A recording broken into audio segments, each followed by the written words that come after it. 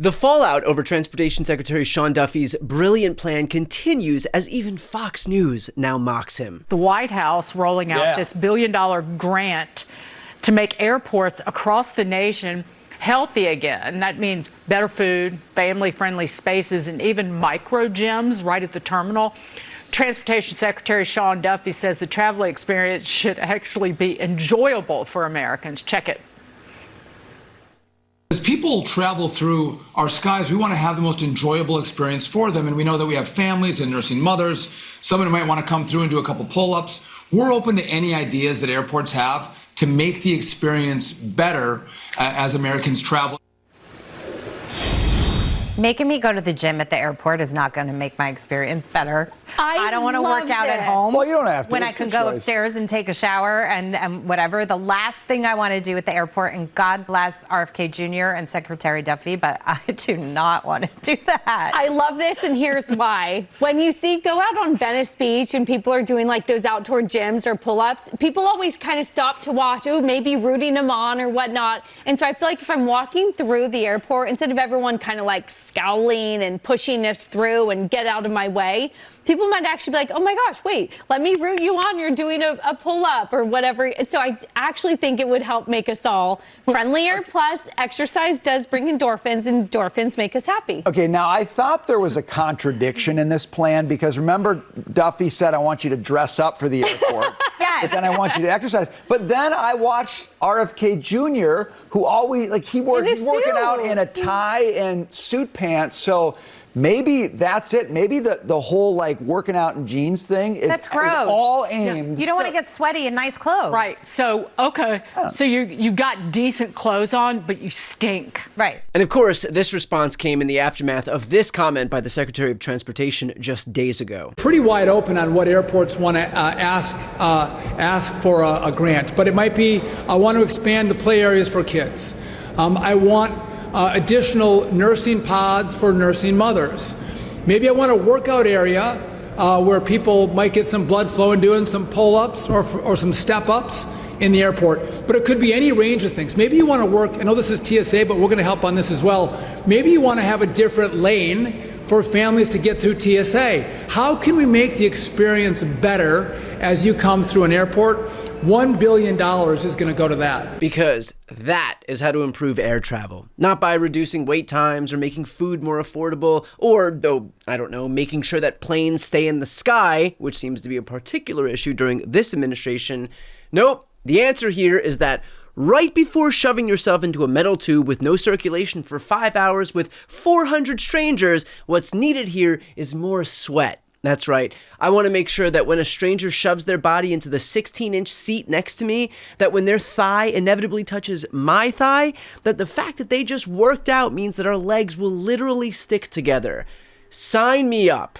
And here's what makes this whole thing even more bizarre. This was Duffy's bright idea just last week. We've asked Americans to bring their better selves, to bring civility back to travel, to say, listen, let's say please and thank you. And if someone's pregnant on your flight and you're as strong as Pete is, we'll pick up the bag and help her put it in the overhead bin. Let's be nice to each other, is what we've asked. Maybe not wear pajamas or slippers on the airplane. And I think it's been received fairly well, and I think we can all have a better travel experience when we do that. That we also have to dress up. So now we're working out and we're in suits. To claim that this plan is only half-baked would be generous at best. The reality is that Duffy shouldn't really be focused on any of this nonsense when the real issue is that there aren't even enough air traffic controllers to make sure that planes are landing safely.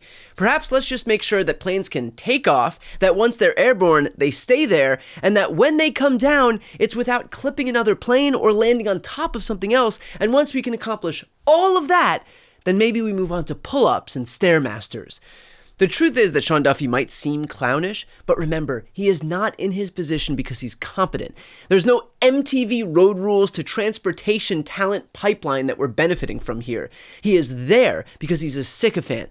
That's it. This administration was staffed with one thing in mind. Who would be the most likely to display slavish devotion to Donald Trump? Nothing else.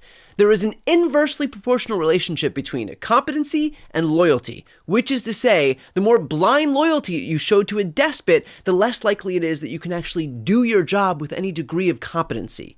And it's not just Sean Duffy. RFK Jr. is a human Facebook comment section and will be responsible for spreading more medical misinformation and disinformation than anyone else in modern American history.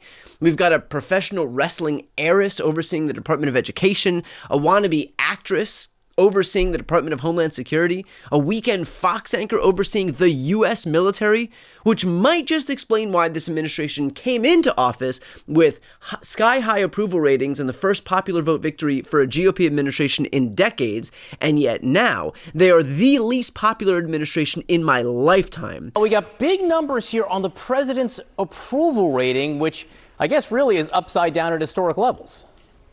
It is, John, and just consider this brand new CNN poll sort of a mood ring, if you will, as we head into Election Day tomorrow and that we're 1 year away from the midterms. That approval rating for the president, it is at a low point of his second term. 37% of Americans in our poll approve of the job Trump is doing. 63% disapprove. Take a look at his approval in this term over time. You see here, he was up hovering near 50% in his honeymoon after the inauguration, and it has been going down pretty steadily since, now at 37%. When you're picked because you look the part in the eyes of some TV-obsessed third-rate reality TV star, and not because you actually know how to do the job, this is what you're left with.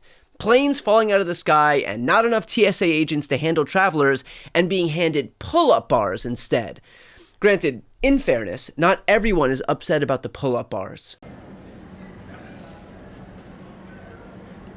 Yes, sir.